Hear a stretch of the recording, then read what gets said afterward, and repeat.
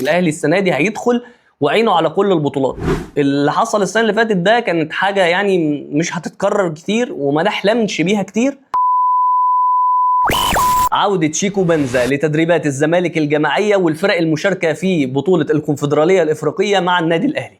أنا الظهيري، وممكن تعمل لي لايك وسبسكرايب علشان تتابع معايا أخبار نادي الزمالك وأخبار الكرة المحلية أول بأول. الأهلي من قبل ما بطولة الكونفدرالية تبدأ أقدر أقول لك الأهلي يفوز ببطولة الكونفدرالية الموسم اللي جاي. طيب هل علشان البطولة السنة دي ضعيفة؟ الإجابة لا، البطولة السنة دي تعتبر من أقوى بطولات الكونفدرالية الإفريقية في آخر السنين اللي فاتت. الأهلي معاه فرق قوية جدا هتشارك معاه في بطولة الكونفدرالية الإفريقية السنة دي، فريق زي الجيش الملكي، فريق زي الرجاء المغربي، وفريق زي الصفاقسي التونسي، وفريق زي اتحاد العاصمة وشباب بلوزداد وكايزر تشيفز.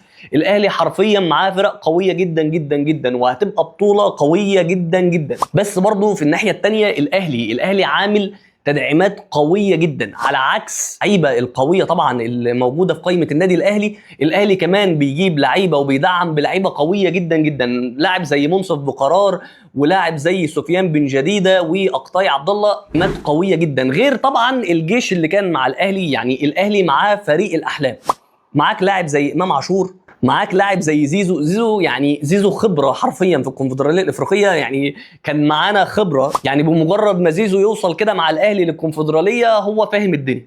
هو مجتمع جديد بالنسبه للنادي الاهلي، بس زيزو تمام، يعني زيزو حافظ الدنيا حرفيا معانا.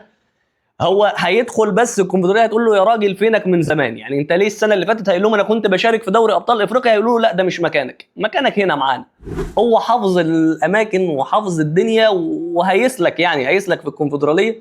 ده طبعا غير ان الاهلي كمان معاه لاعب زي حسين الشحات. حرفيا الاهلي معاه فريق الاحلام يعني. وطبعا ما تفكرش علشان اللي حصل مع الاهلي الموسم اللي فات ان هو ما اخدش بطوله دوري ابطال افريقيا وما اخدش الدوري وما اخدش كاس مصر ان هو السنه دي هتعدي عادي. السنه دي الاهلي حرفيا هيشارك في كل البطولات، هيحاول بنسبه يعني 99% هيموت على اللقب. الاهلي السنه دي هيدخل غير السنه اللي فاتت، الاهلي السنه دي هيدخل وعينه على كل البطولات. اللي حصل السنه اللي فاتت ده كانت حاجه يعني مش هتتكرر كتير وما نحلمش بيها كتير، لان الاهلي السنه دي هيدخل بكل قوته وهيدخل حرفيا يعني هينافس على كل البطولات، سواء دوري مصري، سواء كونفدراليه افريقيه، سواء كاس مصر، سواء سوبر افريقي. وانا بقول لك الاهلي هياخد كونفدراليه وهيشارك في السوبر الافريقي من قبل ما البطوله تبدا اهي، ما تفكرش فيها يعني. حرفيا السنه دي الاهلي هيشارك في كل البطولات، هيدخل كل البطولات لاخر نفس بيحارب عليها. الاهلي طبعا معاه زي ما ذكرنا فرق كبيره جدا جدا في الكونفدراليه، اسماء كبيره واسماء تقدر تفوز باللقب، بس الاهلي مش هيسيب مجال لحد. ده رقم واحد.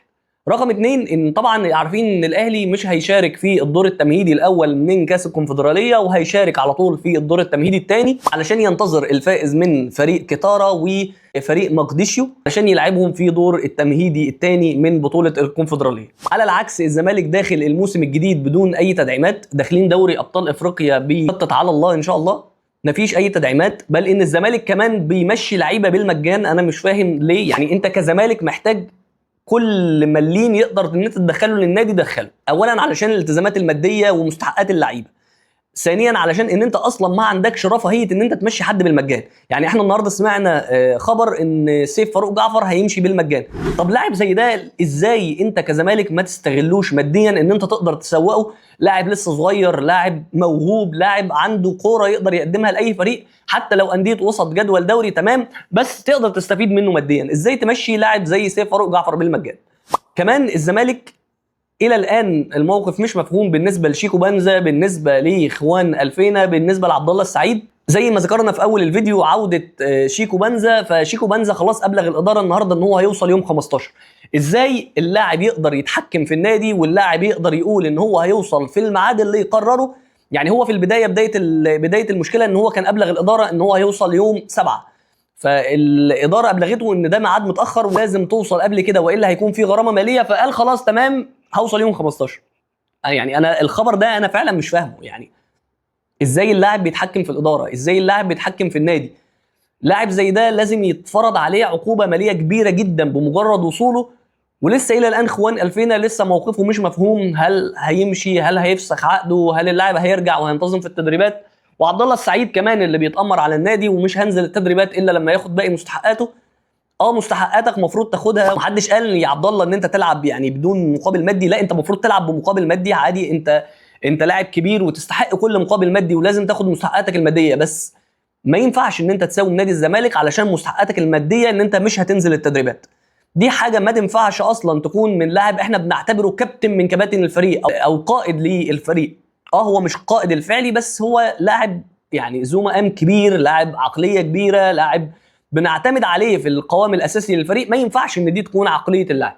بس يعني الى الان الموقفين عكس بعض تماما. الاهلي يعني الاهلي داخل بتدعيمات قويه، داخل حرفيا كانه هيشارك في كاس عالم للانديه، عامل فريق الاحلام، بيحارب على فرقته، بيكمل نواقصه، مش بيمشي اي لعيبه، شوف ايه اللي ناقصه من الموسم اللي فات وبيكمله. والزمالك داخل دوري ابطال افريقيا بدون اي شيء، بدون اي تدعيمات. يعني ماشي انت في وقف قيد احنا عارفين ده، بس على الاقل فرقتك والقوام الاساسي ما ينفعش يمشي. ما ينفعش ان انت تمشي لعيبتك او اللعيبه، يعني لاعب زي شيكو بنزا، لاعب زي اخوان الفينا، دول ما ينفعش ان هم ما يكونوش موجودين للمعسكر التدريبي للموسم الجديد. انت داخل اصلا ما عندكش غيرهم، يعني انت مين جناح يمين ومين جناح شمال؟ مفيش عندك حد. في علامات استفهام للموسم الجديد. بس ان شاء الله خير، وان شاء الله الزمالك يقدر يحقق دوري ابطال افريقيا الغائب عن النادي من اكتر من 25 سنه. ولو وصلت معايا لحد هنا فانا بشكرك جدا على المشاهده، وما تنساش اللايك والسبسكرايب علشان تتابع معايا كل جديد عن اخبار نادي الزمالك.